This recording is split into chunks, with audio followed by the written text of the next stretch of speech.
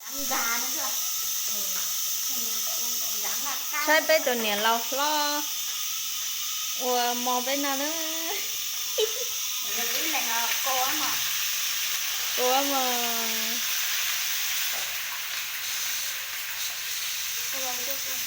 cậu đã chỉ lo Cú rắn hay hai vậy gì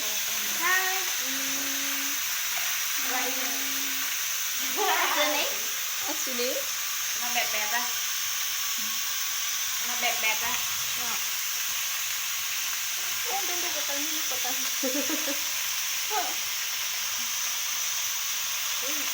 Rắn bụng mì ha hành cho nó mò cho mình dưa của to mà của căng ha căng hay là nó mà thế mình phải căng theo của to lên nào rồi nó mà thay rồi cô khai của rồi nó bây giờ rồi thi y thế nữa có cái bé quần nó rồi đó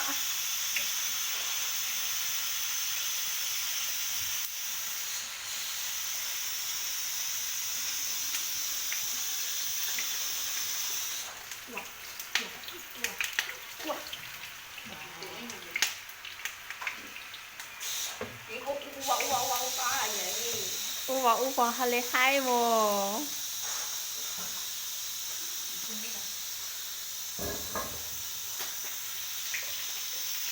sai chừng thì nó quá chỉ cần rõ luôn đi cậu quá gì không quá gì không cơ con là hầu cay à không cây không tử không không tới cay cũng lo không à ấy con lo mà con lo rồi con bao à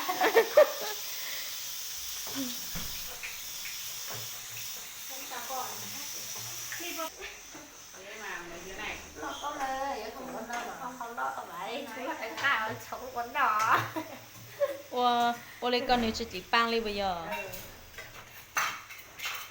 cậu coi chị nhìn cho băng ta có mặt thế đó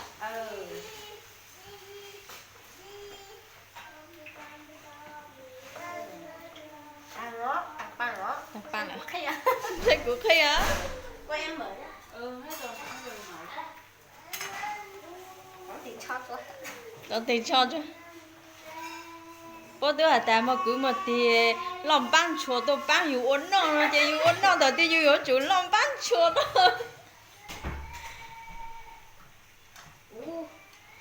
tổ sao là nó sao chứ chị tao lo rồi lo quay để nó nè để nó cắt ui nó chẳng lên sao đấy lúc coi có khi lên nhà chỉ một chơi gì mà lo coi tính chẳng lo Mở ra nhé lên. sao thế gai gai xà gai tởm bua tởm bua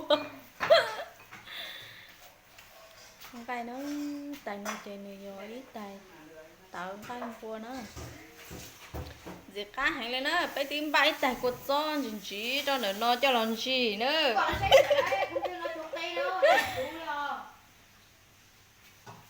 nhiều hả quay cho nó cho cột tay đâm chú được một cái xăm đuôi là ôi shit nó sao thế cho anh chồng sao chạy một lên nó nói cười về chứ ở đây này chỉ nói cười thì chỉ nhau cái này chỉ sai rồi rồi giờ chủ cờ hết hả trời một giờ trẻ bốc quá giờ chỉ cờ một giờ trẻ mà hầu ít tài rau trong chú tự tự cho chú có cho bó bụng mì này bó ở cho chơi cho hành nó nữa cái này mới lâu cho là chuyện nó vậy mới cho rồi kia nên nó cho anh chưa có cho cắt thì nó bây giờ mà cho nên lúc chứ chị bụng mì đó thì lúc mong giờ qua mong lên đâu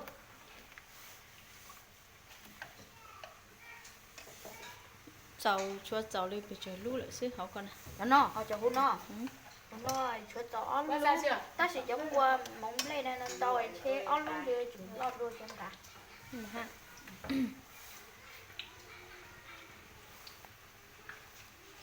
có quay tao quay trong cho cái bút là cho được thua cho họ yêu thương lại thì bỏ bé ô nó thì bé ô nó can đi chào bố sầu bé ha sầu tuổi xí sầu ô nó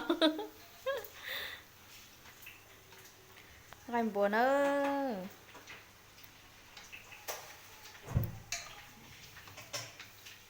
Chỉ cá cơ nữa nên sai tại tận bùa nó tại cô cho nó buồn gì là con dầu chứ.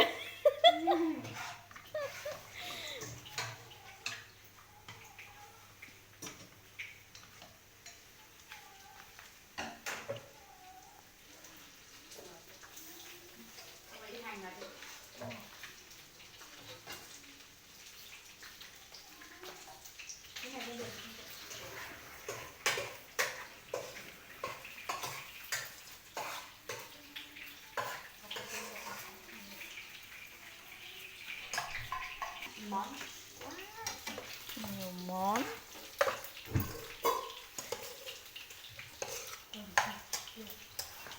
chị Thúy tay nó nè. Giờ chị rau ý là đi cho nó rau tải là nó muốn cho nó chơi nó nắp cho. Tự ơn nghe chưa? Có loại chọn thì cái nó má đang chú khách thì Ăn rồi xin nữa. ô cho con nhé là cho nó như tàu à. Cậu rau hả? Hát cá hả? Ô cái này là đường. Không ai thèm cười. Bực ghê ta. Con Luna bột lưu. Chết lúc hả? Coi. Cái này là đường. Xưa vàng. Từ nào phải từ lần cá.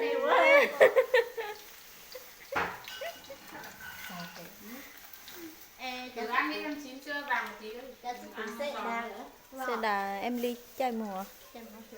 Chai mùa. Mùa nông mùa. Ô, dịch can luôn đó liền. Giờ chứ. Phụ nữ này thì cắt cá lúa mà chứ.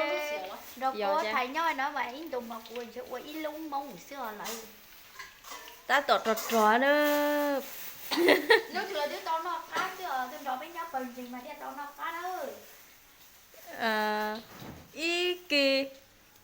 Iki ô nó iki ô chả lo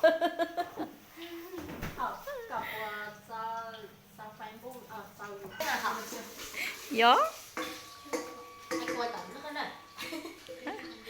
từ đó nó từ nó cho lên nó nửa đầu tàu nửa chơi uốn nó hành nữa nửa ôm máu đầu bé nó xuống nút chứ gió mình nhổ gió bé từ gió bé từ mình nhổ ha chẳng ôm máu bé sợ đến nó xuống nút ha mà nếu mà cô tê lừa đấy Ta chỉ bị bao nó chứ. bé bao nhau bao nó nửa ô bé non cầu sẽ nó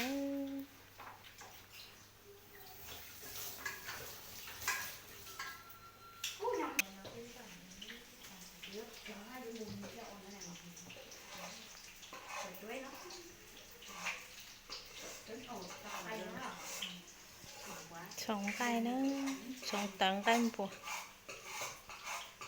bé gì bé chỉ bao uốn nó Băng nhỏ nhỏ để cho ăn thái đâu.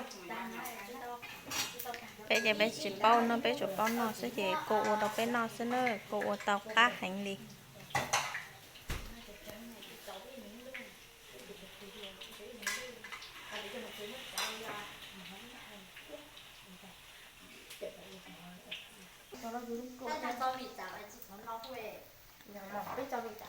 giờ cho cái chả mà nuôi chỉ cho nó thôi Cái cứ bè thắt tổ sắc từ này nó ngồi mà. Tất có việc chẳng có thể cứ sao cứ sắc tới số mà. Sẽ cho nhá. Lại có tấu thì. Người nhau để Coi. giá nó cho con su vậy. Bây giờ không biết nhưng mà ngày trước mua là khoảng hơn 20.000. 20.000 nữa. Ừ, hơn 30.000 thế thôi. Đi mua rồi nhỉ. Trời ơi. Em suy nghĩ là đắt hơn này. ăn cơm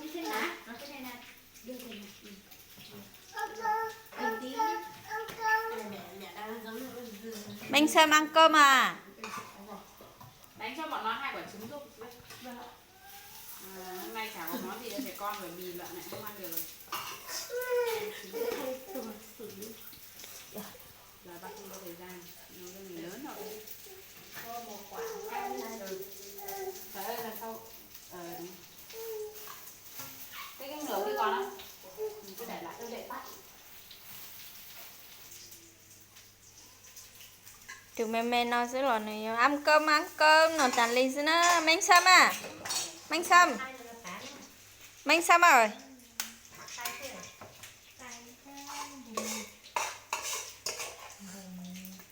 chỉ sai lên đấy lo luôn chuỗi khó xếp bây giờ Thế mà cháu dám cho mấy con nào. Lên cơm nó trước đi đã. Nó nguội xong rồi đánh trứng vào cho và xì dầu là xong.